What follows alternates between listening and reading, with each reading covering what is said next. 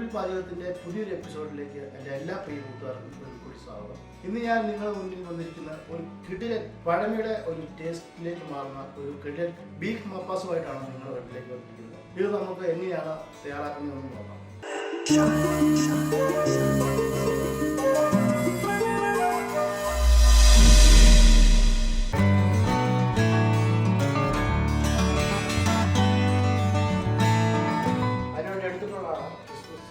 Cashew, cardamom, പട്ട, ഗ്രാമ്പു, 1/2 kg ബീഫാണ്. കാഷ്യൂ ഒരു 3 ഒനിയൻ സ്ലൈസ് ചെയ്തത്, small onion, green chilli, garlic, മല്ലി, coriander leaf, carrot, ginger, salt, pepper crush ചെയ്താണ്. കറിയിൽ അല്പം കാഷ്യൂ പേസ്റ്റ് ആക്കിയത്, coconut milk first second, potato 2 cut ചെയ്ത്, ബീഫിൻ്റെ സ്റ്റോക്ക് വാട്ടർ.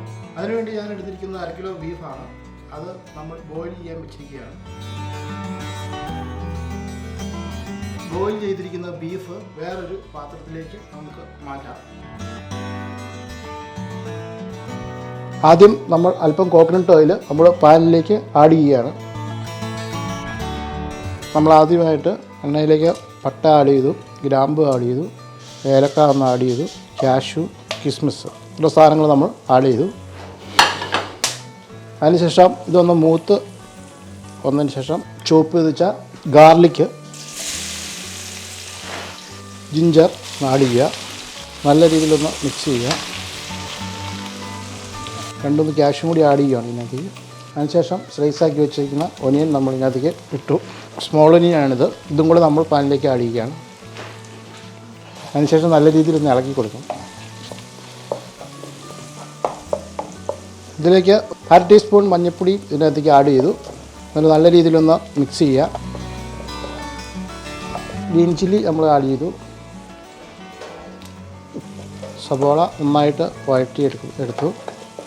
ഒനിയൻ്റെ കളർ ഒരു നല്ല രീതിയിൽ ആയി വന്നു കഴിയുമ്പോൾ ഇതിനകത്തേക്ക് ഇവിടെ കട്ട് ചെയ്ത് വെച്ചിരിക്കുന്ന ക്യാരറ്റ് ആഡ് ചെയ്യുക. കട്ട് ചെയ്ത് വെച്ചിരിക്കുന്ന പൊട്ടറ്റയാണിത്. പൊട്ടറ്റയും അതിലേക്ക് ആഡ് ചെയ്തു. നല്ല രീതിയിലൊന്ന് മിക്സ് ചെയ്യുക. ഇതിലേക്ക് നമ്മൾ അല്പം സ്റ്റോക്ക് വാട്ടർ ഒഴിച്ചു കൊടുക്കുക. കാരണം ഈ കട്ട് ചെയ്ത് വെച്ചിരിക്കുന്ന പൊട്ടറ്റയും ക്യാരറ്റും നല്ല രീതിയിലൊന്ന് വേകണം. അതിന് വേണ്ടിയാണ് സ്റ്റോക്ക് വാട്ടർ ഒഴിച്ച്. 1/2 kg ബീഫാണ്. അത് നമ്മൾ ഇതിലേക്ക് ആഡ് ചെയ്യാം. ഇനി ഇതൊരു 15 മിനിറ്റത്തേക്ക് ശരിക്കും വേകേണ്ടത് അത്യാവശ്യമുണ്ട്. നമ്മൾ ബീഫ് ഏകദേശം ബോയിൽഡായതായ കാരണം കുഴപ്പമില്ല. ഈ കട്ട് ചെയ്ത് വെച്ചിരിക്കുന്ന പൊട്ടറ്റയും ക്യാരറ്റും നമുക്ക് വേകാൻ അല്പം താമസമുണ്ട്. നമ്മൾ അല്പം ഉപ്പും കൂടി ആഡ് ചെയ്തു. ഇന്ന് വേകാൻ ഒരു 15 മിനിറ്റ് ആവശ്യമുണ്ട്. അതിലേക്ക് വേണ്ടി വെയിറ്റ് ചെയ്യാം. കോക്കനട്ട് മിൽക്കിൻ്റെ സെക്കൻഡ് പാർട്ട് പാനിലേക്ക് ആഡ് ചെയ്യുക. ഇതിനകത്ത് കിടന്നാണ് ഈ ബീഫും ക്യാരറ്റും പൊട്ടറ്റയും നന്നായിട്ട് ബോയിലാവുന്നത്. ഈ ബീഫിൽ കട്ട് ചെയ്തിട്ടിരിക്കുന്ന പൊട്ടറ്റോ നമ്മൾ മിക്സിയിൽ ജാറിനകത്തേക്ക് മാറ്റുകയാണ്. ഇത് ജസ്റ്റ് ഒന്ന് അടിച്ചെടുക്കണം. പൊട്ടറ്റോ മാത്രമാണ് നമ്മൾ മാറ്റുന്നുള്ളൂ. ജാറിലൊന്ന് ക്രഷ് ചെയ്ത് ഇതിനകത്തേക്ക് ചേർക്കാം. പേസ്റ്റാക്കിയ പൊട്ടറ്റോ ഇതിലേക്ക് ആഡ് ചെയ്യുകയാണ്.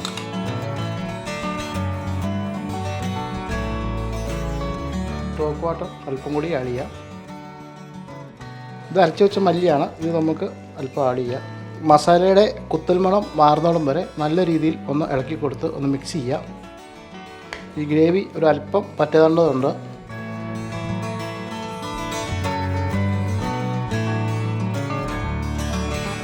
കരിയാപ്പിലയും കൂടി ആഡ് ചെയ്യാം. ക്രഷ് ചെയ്ത് വെച്ചിരിക്കുന്ന പെപ്പറാണ് ഇതിനകത്തേക്ക് ആഡ് ചെയ്യാം. വൈറ്റ് പെപ്പർ നമ്മൾ കുറച്ച് കറിയിലേക്ക് ആഡ് ചെയ്തു.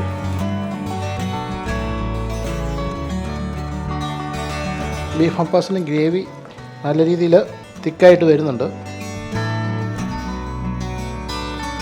അടിച്ചു വെച്ചിരിക്കുന്ന കാഷ്യൂ ഇതിലേക്ക് ആഡ് ചെയ്യുക.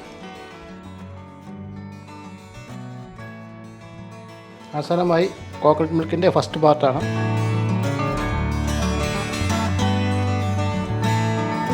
ബീഫ് മപ്പാസ് നാടൻ രീതിയിൽ തയ്യാറായിട്ടുണ്ട്. മല്ലിയിലയും കൂടി അതിലേക്ക് ആഡ് ചെയ്തു. നമ്മുടെ ബീഫ് മപ്പാസ് ഇവിടെ റെഡി ആയിട്ടുണ്ട്.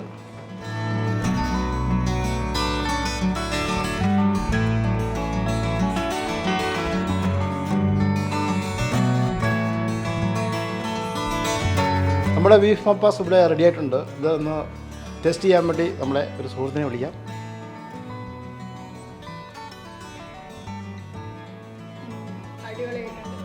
ഇത് നമുക്ക് വീട്ടിൽ എല്ലാവർക്കും വളരെ ഈസി ആയിട്ട് ട്രൈ ചെയ്യാവുന്നതാണ്. ബീഫ് കൊണ്ട് നല്ലൊരു സ്വാദിഷ്ടമായുള്ളൊരു മപ്പാസാണ് നമ്മളിവിടെ തയ്യാറാക്കിയത്. നമ്മുടെ ഈ ഡിഷ് ഇഷ്ടമായെങ്കിൽ നിങ്ങൾ ഉറപ്പായിട്ടും വീട്ടിൽ ട്രൈ ചെയ്യണം. ഞങ്ങളുടെ ചാനൽ ലൈക്ക് ചെയ്യണം, ഷെയർ ചെയ്യണം, സബ്സ്ക്രൈബ് ചെയ്യണം. അപ്പം വീണ്ടും പുതിയൊരു ഡിഷുമായി കാണുന്നതിനും വരെ good bye. Jinu from goodwill പാചകം.